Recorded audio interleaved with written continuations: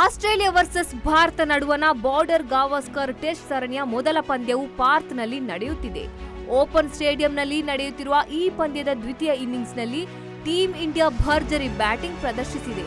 ಭಾರತ ಮತ್ತು ಆಸ್ಟ್ರೇಲಿಯಾ ನಡುವಣ border Gavaskar test ಸರಣಿಯ ಮೊದಲ ಪಂದ್ಯವು ಮೂರನೇ ದಿನದಾಟಕ್ಕೆ ಕಾಲಿಟ್ಟಿದೆ. ಮೂರನೇ ದಿನದಾಟದ ಆರಂಭದಲ್ಲೇ ಭರ್ಜರಿ ಬ್ಯಾಟಿಂಗ್ ಮಾಡಿ ಜೈಸ್ವಾಲ್ ಶತಕ ಸಿಡಿಸಿ ಪ್ರದರ್ಶಿಸಿದ್ದಾರೆ. ಈ ಶತಕದೊಂದಿಗೆ ಭಾರತ ತಂಡವು 304 ರನ್ಗಳನ್ನು ಪೂರೈಸಿದೆ.